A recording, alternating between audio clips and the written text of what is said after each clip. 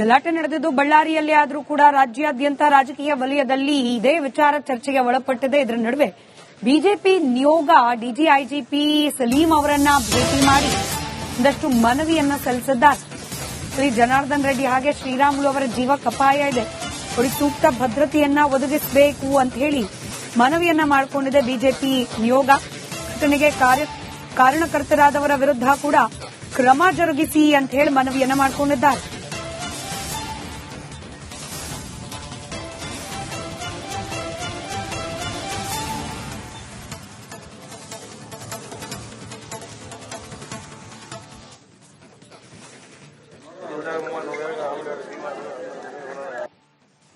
ವಿಷಯದಲ್ಲಿ ಗಮನಿಸ್ತಾ ಇದ್ದೀರಿ, ಬಿಜೆಪಿ ನಿಯೋಗ ಡಿಜಿಐಜಿಪಿ ಅವರನ್ನ ಭೇಟಿ ಮಾಡಿ ಬಳ್ಳಾರಿಯಲ್ಲಿ ಆದ ಘಟನೆ ಬಗ್ಗೆ ಒಂದಷ್ಟು ಮನವಿಯನ್ನ ಸಲ್ಲಿಸಿದ್ದಾರೆ.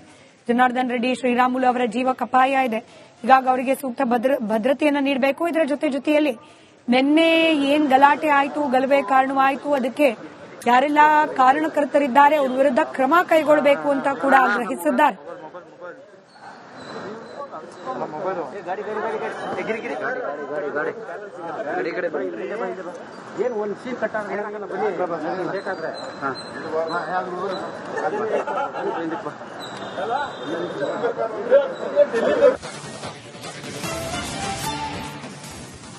ಈ ಒಂದು ಬ್ರೇಕ್ ಆದ ನಂತರ ಕರ್ನಾಟಕ ಗೂಂಡಾ ರಾಜ್ಯವಾಗ್ತಾ ಇದೆಯಾ?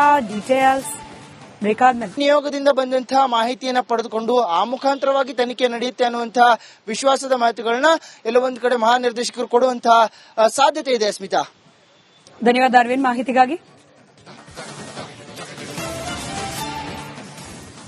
ಈ ಒಂದು ಬ್ರೇಕ್ ಆದ ನಂತರ ಕರ್ನಾಟಕ ಗೂಂಡಾ ರಾಜ್ಯವಾಗ್ತಾ ಇದೆಯಾ? ಡೀಟೇಲ್ಸ್ ಬ್ರೇಕ್ ಆದ್ಮೇಲೆ. ಬಳ್ಳಾರಿಯಲ್ಲಿ ಆದ ಘಟನೆ ಬಗ್ಗೆ ಒಂದಷ್ಟು ಮನವಿಯನ್ನ ಸಲ್ಲಿಸಿದ್ದಾರೆ.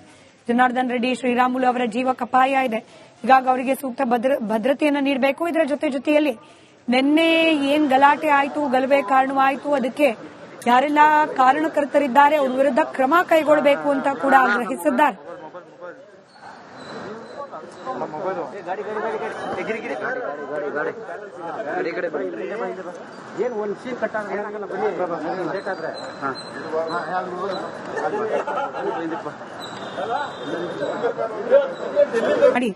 ಬಳ್ಳಾರಿಯಲ್ಲಿ ಆದ ಘಟನೆ ಬಗ್ಗೆ ಒಂದಷ್ಟು ಮನವಿಯನ್ನ ಸಲ್ಲಿಸಿದ್ದಾರೆ.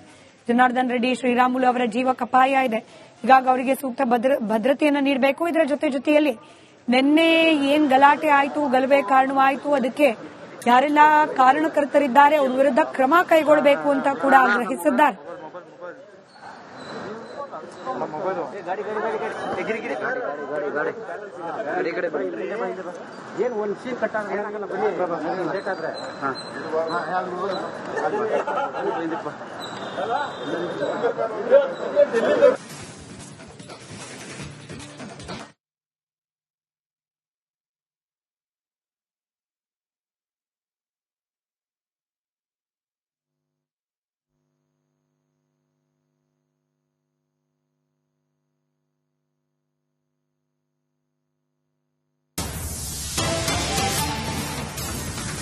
ಬಳ್ಳಾರಿ ಗಲಭೆಗೆ ಕೆರಳಿಕೆಂಡವಾಗಿದೆ ರಾಜ್ಯ ಬಿಜೆಪಿ ಪಾಳೆಯ.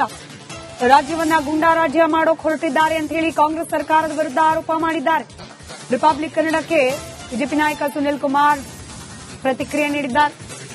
ಜನಾರ್ದನ್ ರೆಡ್ಡಿ ನನ್ನ ಹತ್ಯೆ ಮಾಡೋಕ್ ಬಂದಿದ್ರು ಅಂತ ಹೇಳ್ತಿದ್ದಾರೆ. ಗೃಹ ಸಚಿವರಿಗೆ ತಮ್ಮ ಸ್ಥಾನವನ್ನ ನಿಭಾಯಿಸೋಕಾಗ್ತಾ ಇಲ್ವಾ? ಇಡೀ ರಾಜ್ಯ ಗೂಂಡಾ ರಾಜ್ಯ ಆಗ್ತಾ ಇದೆ ಅಂತ ಬಿಜೆಪಿ ನಾಯಕರು ಆಕ್ರೋಶ ವ್ಯಕ್ತಪಡಿಸಿದ್ದಾರೆ. ಬಳ್ಳಾರಿಯಲ್ಲಿ ಆಗಿರತಕ್ಕಂಥ ಘಟನೆ ಬಗ್ಗೆ ಮಾತಾಡಲಿಕ್ಕೆ ನಮ್ಮ ಜೊತೆ ಶಾಸಕರಾದಂತಹ ಸುನಿಲ್ ಕುಮಾರ್ ಅವರು ಹಾಗೆ ಸಿಸಿ ಪಾಟೀಲ್ ಅವರು ಇಬ್ರು ಇದ್ದಾರೆ. ಅವ್ರನ್ನ ಮಾತಾಡ್ತಾ ಹೋಗ್ತೀನಿ. ಸರ್, ಬಳ್ಳಾರಿ ಅಂತಂದ್ರೆ ನೆನಪಾಗೋದೇ ಸಿದ್ದರಾಮಯ್ಯ ಅವರ ಪಾದಯಾತ್ರೆಯಿಂದ. ಸೊ ಇವತ್ತು ಬಹಳ ದೊಡ್ಡ ಮಟ್ಟದಲ್ಲಿ ಬಿಜೆಪಿಯನ್ನ ಇಡೀ ಬಳ್ಳಾರಿಯಲ್ಲಿ ಮುಗಿಸ್ತೀನಿ ಅನ್ನುವಂತ ಮಾತನ್ನ ನಾರಾ ಭರತ್ ರೆಡ್ಡಿ ಅವರು ಶಾಸಕರು ಹೇಳ್ತಾ ಇದ್ದಾರೆ. ಸೊ ಈ ಒಂದು ವಾಲ್ಮೀಕಿ ಕಾರ್ಯಕ್ರಮ ಬೇರೆ ರೀತಿಯಾದಂತಹ ಸ್ವರೂಪಕ್ಕೆ ತಿರುಕೊಳ್ತಾ ಇದೆ. ಒಬ್ಬನ ಹತ್ಯೆ ಕೂಡ ಆಗಿದೆ, ಗುಂಡಾರಿಸಿ ಕಾಂಗ್ರೆಸ್ ಕಾರ್ಯಕರ್ತ ಸತ್ತಿದ್ದಾನೆ. ಇದೆಲ್ಲವೂ ನೋಡಿದ್ರೆ ಏನ್ ಅನ್ಸುತ್ತೆ ಸರ್? ಅಲ್ಲ, ಒಟ್ಟಾರೆ ಈ ರಾಜ್ಯದಲ್ಲಿ ಒಂದು ಗೂಂಡಾ ರಾಜ್ಯವನ್ನಾಗಿ ಪರಿವರ್ತನೆ ಮಾಡಲಿಕ್ಕೆ ಏನೇನನ್ನ ಬೇಕೋ ಪೊಲೀಸರ ನೆರವಿನೊಂದಿಗೆ ಮತ್ತು ಕಾಂಗ್ರೆಸ್ಸಿನ ಜನಪ್ರತಿನಿಧಿಗಳ ನೆರವಿನೊಂದಿಗೆ ಈ ರಾಜ್ಯವನ್ನ ಒಂದು ಗೂಂಡಾ ರಾಜ್ಯವನ್ನ ಮಾಡಲಿಕ್ಕೆ ಹೊರಟಿರುವಂತ ಪ್ರಯತ್ನದ ಮುಂದುವರೆದ ಭಾಗ ಇದಷ್ಟೇ. ಒಬ್ಬ ಶಾಸಕ ಸ್ವತಃ ನಿಂತುಕೊಂಡು ಗಲಾಟೆಯನ್ನು ಮಾಡಿಸ್ತಾರೆ, ಪೊಲೀಸರು ಮೌನವಾಗಿರ್ತಾರೆ, ನಮ್ಮ ಶಾಸಕರ ಮೇಲೆ ಎಫ್ಐಆರ್ ಗಳನ್ನ ಮಾಡ್ತಾರೆ ಅಂತಂದ್ರೆ ಈ ರಾಜ್ಯದಲ್ಲಿ ಆಗಿರೋ ಒಂದು ಕಾನೂನು ಸುವ್ಯವಸ್ಥೆ ಇದೆಯಾ? ಇವೆಲ್ಲವೂ ಕೂಡ ದೊಡ್ಡ ಪ್ರಮಾಣದಲ್ಲಿ ಪ್ರಶ್ನೆಗಳು ಹೇಳಲಿಕ್ಕೆ ಪ್ರಾರಂಭ ಆಗಿದೆ.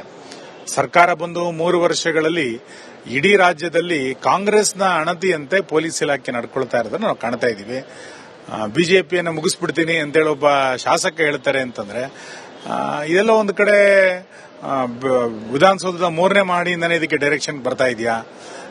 ಗೃಹ ಸಚಿವರು ಏನೇನು ಮಾಡ್ತಿದ್ದಾರೆ? ಇವೆಲ್ಲವೂ ಕೂಡ ಇವತ್ತು ಪ್ರಶ್ನೆ. ಕಳೆದ 5-6 ವರ್ಷಗಳ ಅವಧಿಯಲ್ಲಿ ನಮ್ಮ ಸರ್ಕಾರ ಇದ್ದಾಗ ಬಳ್ಳಾರಿಯಲ್ಲಿ ಒಂದು ಕಿಂಚಿತ್ ಘಟನೆ ಆಗ್ಲಿಕ್ಕೂ ಕೂಡ ನಾವು ಬಿಟ್ಟಿರಲಿಲ್ಲ. ಆದ್ರೆ ಈಗ ಶಾಸಕರ ಮುತುವರ್ಜಿಯಲ್ಲೇ ಈ ರೀತಿ ಎಲ್ಲ ಘಟನೆಗಳು ನಡೆಯುತ್ತೆ ಅಂತಂದ್ರೆ ಸರ್ಕಾರ ಒಂದು ಅಘೋಷಿತವಾಗಿ ಗೂಂಡಾರಾಜ್ಯವನ್ನು ಮಾಡ್ತಾ ಇದೆ.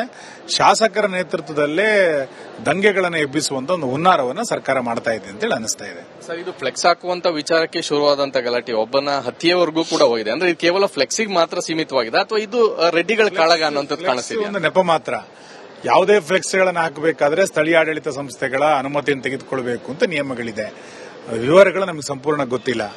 ಆದರೆ ಒಂದು ಫ್ಲೆಕ್ಸ್ ಅನ್ನ ಹಾಕುವಂತ ಹಿನ್ನೆಲೆಯಲ್ಲಿ ಇಷ್ಟು ದೊಡ್ಡ ಗಲಾಟೆಯನ್ನು ಮಾಡುವಂತ ಒಂದು ಪೂರ್ವಯೋಜಿತವಾದಂತಹ ಒಂದು ಷಡ್ಯಂತ್ರ ಇದೆ. ಇದರ ಹಿಂದೆ ಇತ್ತು, ಪ್ರಚೋದನೆ ಕೊಡಬೇಕು ಅನ್ನುವಂಥ ಷಡ್ಯಂತ್ರ ಇತ್ತು. ಇದನ್ನ ನೆಪವಾಗಿ ಇಟ್ಟುಕೊಂಡು ನಮ್ಮ ಕಾರ್ಯಕರ್ತರ ಮೇಲೆ, ಶಾಸಕರುಗಳ ಮೇಲೆ ಎಫ್ಐಆರ್ ಮಾಡುವಂತ ಹುನ್ನಾರ ಇವತ್ತು ನಡೆದಿದೆ.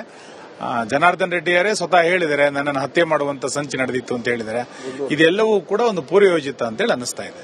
ಸರ್, ಹಾಗೆ ಈ ಜನಾರ್ದನ್ ರೆಡ್ಡಿ ಅವ್ರನ್ನ ಸಂಪರ್ಕ ಮಾಡಿದ್ರೆ, ಯಾಕಂದ್ರೆ ಅವರು ಕೂಡ ಹಾಲಿ ಶಾಸಕರು, ಈಗಷ್ಟೇ ಮತ್ತೆ ಬಿಜೆಪಿಗೆ ವಾಪಸ್ ಬಂದಿದ್ದಾರೆ. ಸೊ ಅವ್ರಿಗೆ ಧೈರ್ಯ ತುಂಬುವಂತ ಕೆಲಸ ಆಗ್ಬೇಕು. ಅಧ್ಯಕ್ಷರು ಕೂಡ ಹೋಗಿದ್ದಾರೆ, ಬಳ್ಳಾರಿಗೆ ಹೋಗ್ತಾ ಇದ್ದಾರೆ. ಸೊ ಇದರ ನಡುವೆ ತಾವೇನಾದ್ರು ಸಂಪರ್ಕ ಮಾಡಿದ್ರೆ ಹೇಗೆ? ನಾನು ಬೆಳಗ್ಗೆ 2 ಸಾರಿ ನನ್ನ ಆತ್ಮೀಯ ಸ್ನೇಹಿತರು ಬಳ್ಳಾರಿಯ ಶಾಸಕರಾದಂತಹ ಸನ್ಮಾನ್ಯ ಜನಾರ್ದನ್ ರೆಡ್ಡಿ ಅವರನ್ನ ಸಂಪರ್ಕ ಮಾಡಲಿಕ್ಕೆ ಪ್ರಯತ್ನ ಮಾಡಿದೆ. ಅವ್ರ ಫೋನ್ನಲ್ಲಿ ಸಂಪರ್ಕ ಸಿಗಲಿಲ್ಲ. ನಾನು ಕೂಡ ಅವರಿಗೆ ಒಂದು ಮೆಸೇಜ್ ಅನ್ನು ಹಾಕಿದ್ದೇನೆ, who are with you, don't worry ಅಂತೇಳಿ.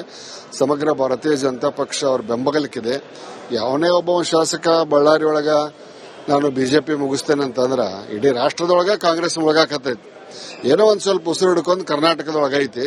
ಇವರ 2.5 ವರ್ಷದ ಆಡಳಿತದಿಂದ, ಇವರ ಪ್ರಚೋದನೆ, ತುಷ್ಟೀಕರಣ ನೀತಿಯಿಂದ ಅದು ಕೂಡ ಮುಳುಗುವ ಹಂತದಲ್ಲಿದೆ ಅಂತ ನಾನು ಹೇಳ್ತೇನೆ. ಸರ್, ಇದು ಎಲ್ಲ ಒಂದ್ ಕಡೆ ತೆಲುಗು ಸಿನಿಮಾ ರೀತಿಯಲ್ಲಿ ಆಗಿದ್ಯಾ ಅನ್ನೋದು. ಯಾಕಂದ್ರೆ ಗುಂಡಾರ್ಸೋದು ಇದೇ ರೀತಿಯಾದಂತ ಯಾವುದೇ ಸಂಸ್ಕೃತಿಗಳು ನಮ್ಮಲ್ಲಿ ಇರಲಿಲ್ಲ.